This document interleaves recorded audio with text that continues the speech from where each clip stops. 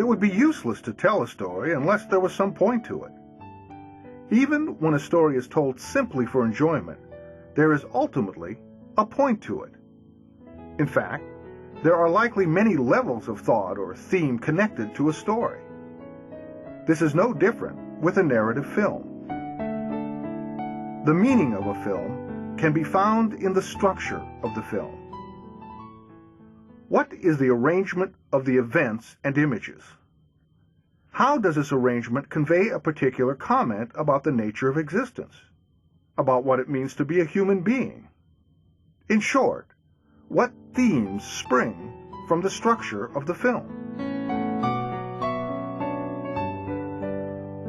One way of looking at the theme of a film is by its referential meaning. That is to say, meaning which is derived from the milieu of the film. The milieu of a film refers to an existing set of notions that come from the environment created. The Wizard of Oz begins by revealing to us the state of Kansas during the Depression. Any American who watches this understands what this means. They expect a certain behavior and appearance from this time and location. Simplicity, coarseness, a certain plain thinking and unimaginative approach. Mrs. Gulch brings the proper papers to Dorothy's aunt and uncle, and they begrudgingly hand Toto over without major incident. Auntie Em even says that she wishes she could say what she really thought to Mrs. Gulch, but refrains. This is the milieu of Kansas in the 1930s. As we all know now, the milieu of The Wizard of Oz goes through a dramatic change. This referential meaning allows the viewer to make certain assumptions about the world of the film. It is very general, meaning that it allows us to view the film from a particular frame of reference. We begin to make assumptions about the point that a film is trying to make when we begin to draw conclusions about the explicit meaning of the film. "There's no place like home," Dorothy states in the last line of The Wizard of Oz. It's as if to tell the audience that this is the point of the movie.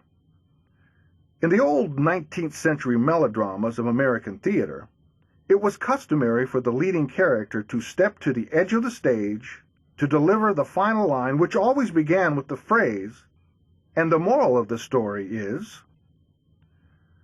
While all films have an explicit meaning, few can be summed up in a single phrase.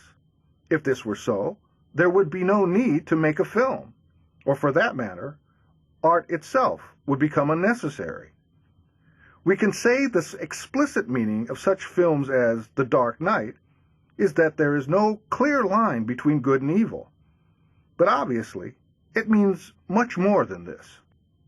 To simply accept the explicit meaning of a film is to experience the work of art on a surface level.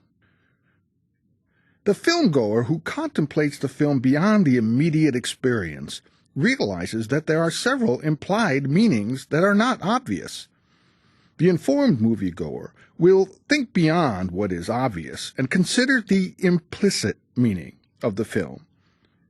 Even though Dorothy proclaims what seems to be the explicit meaning of the film when she states, "There's no place like home," there are those who have pointed out, given all the action that has gone before, that the true moral of The Wizard of Oz couldn't be that there's no place like home.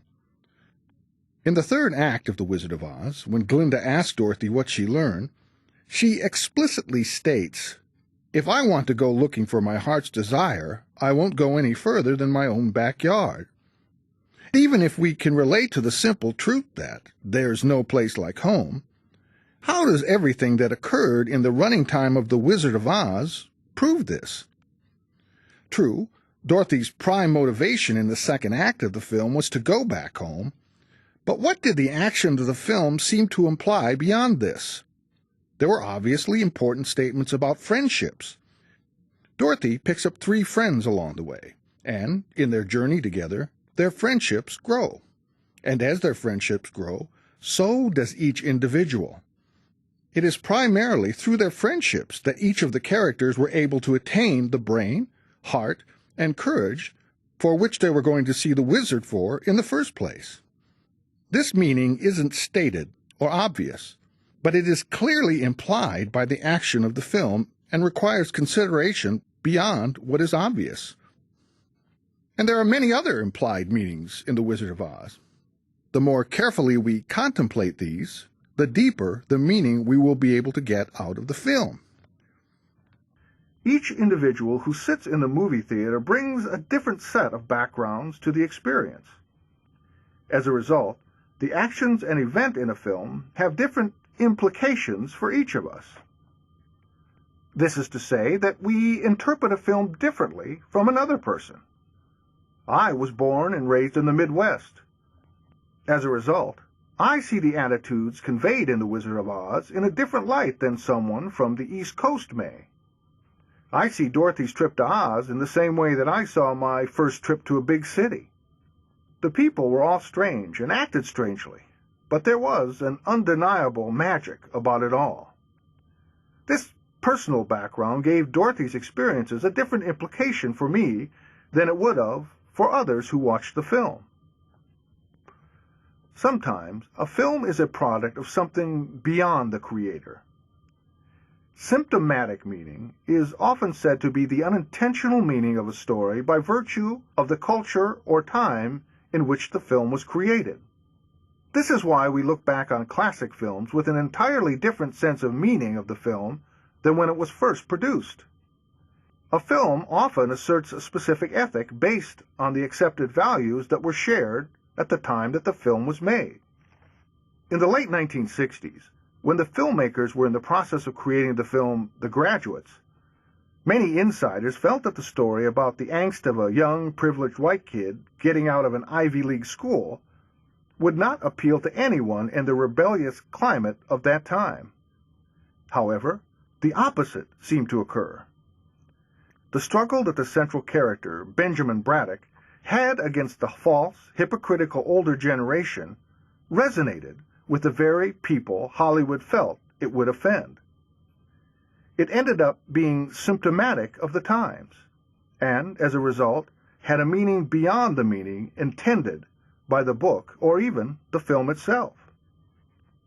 In the early 1990s, there was even a movie made about the symptomatic meanings that movies can have. Joe Dante's film Matinee tells the story about a young boy's love of horror films that were made during the early 1960s.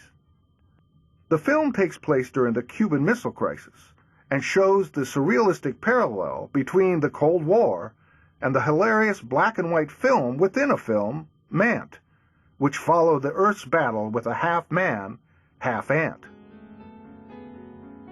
When we are in the process of analyzing a film, we need to take the many levels of meaning which a film produces and attempt to reconcile them with each part and the sum total of the film. When you experience a film and you are able to apply a specific criteria as to why you like the film, you come closer to a sense of self-realization. What film techniques were used to convey an idea?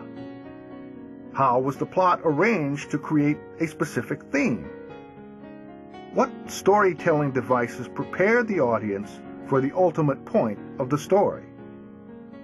This semester, you will apply your newly acquired knowledge to better analyze and appreciate the art form you've perhaps been taking for granted. Well, that's all for now. We'll see you next time.